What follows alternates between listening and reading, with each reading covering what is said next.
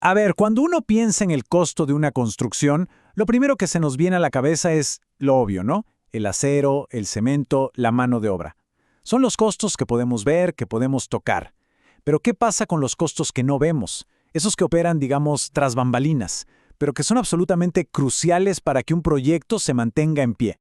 Es una pregunta que parece súper simple, pero créanme, la respuesta es de lo más compleja. Porque el precio de los materiales y lo que se le paga a los trabajadores es solo el principio de la historia. El costo verdadero está enterrado bajo capas y capas de gastos que, muy a menudo, se pasan por alto. Muy bien, vamos a meternos de lleno en esto. En esta primera parte vamos a explorar justo eso, los costos ocultos, los que van mucho más allá de lo que se construye físicamente. Todo para entender la verdadera economía de un proyecto. Y este diagrama lo deja clarísimo. De un lado tenemos los costos directos, todo lo que físicamente se va a convertir en parte del edificio. Y del otro, que es donde nos vamos a enfocar, los costos indirectos. Aquí es donde se esconde la verdadera complejidad del asunto. Entonces, el punto clave es este. Los costos indirectos son todos esos gastos necesarios para que el trabajo se haga, pero que no se le pueden atribuir a un solo ladrillo o a una sola viga. Pensemos en ellos como el sistema nervioso del proyecto. No son la estructura en sí, pero sin ellos nada funciona. Ahora, pasemos a ver cómo se maneja esto en el mundo real. Y aquí es donde la cosa se pone interesante, porque la industria ha adoptado una especie de atajo. Un atajo que, como vamos a ver, puede ser increíblemente peligroso. De hecho, nos recuerda a una versión invertida del principio de Pareto. Y aquí está el hallazgo principal de la investigación que estamos analizando. En lugar de hacer un cálculo detallado, la mayoría de los profesionales confía en una estimación, pues, a ojo. No es ciencia, es más bien costumbre. Y esa costumbre gira en torno a un único y poderoso número. Este es el número mágico, un 20% sobre los costos directos. Eso es lo que, por regla general, se asigna para cubrir todos esos gastos administrativos y de obra. Una solución simple, quizás demasiado simple, para un problema tan complejo. Ahora, lo que es realmente increíble de este gráfico es la escala del problema. No estamos hablando de una tendencia pequeña. Fíjense en esa barra enorme del medio. Representa a más del 62% de los proyectos analizados. Toditos, usaron exactamente ese 20%. Esto ya no es una coincidencia, es la norma no escrita de la industria. Esa es la pregunta del millón. ¿Qué componentes, qué riesgos, qué realidades están ignorando cuando todo se simplifica a un solo porcentaje? Para responder a eso, tenemos que desmenuzar este concepto. Vamos a hacerle una especie de autopsia a ese 20% para ver de qué está compuesto en realidad y sobre todo por qué es tan variable. A grandes rasgos, esto se divide en dos mundos que operan al mismo tiempo. Por un lado, están los gastos que ocurren directamente ahí, en el sitio de la construcción. Y por otro, los gastos de la oficina central, la que apoya a todos los proyectos de la empresa.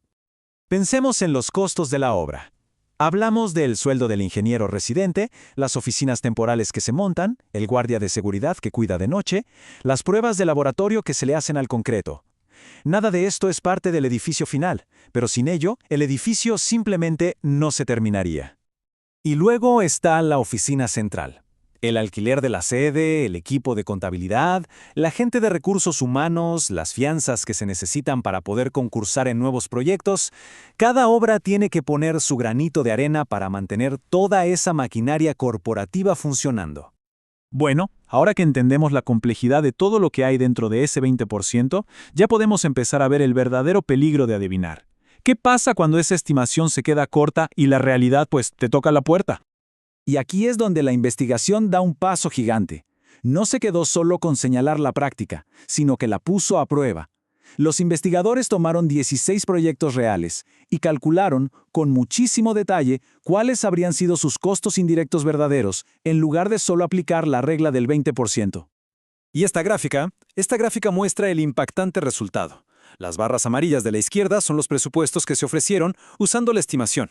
Las grises de la derecha, el presupuesto que debería haber sido según el cálculo detallado. En casi todos los casos, la barra gris es más alta.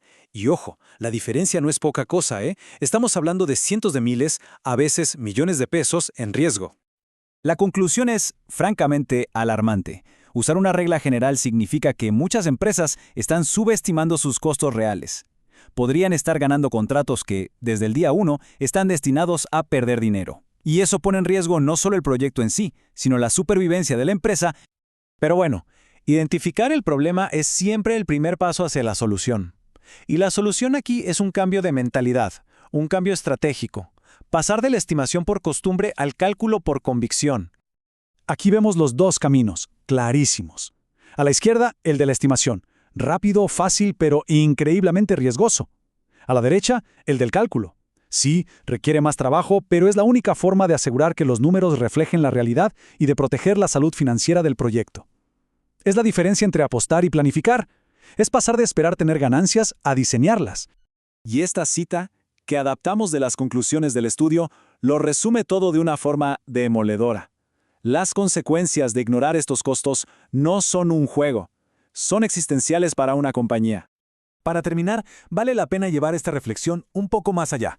La construcción no es la única industria que depende de estas reglas de dedo.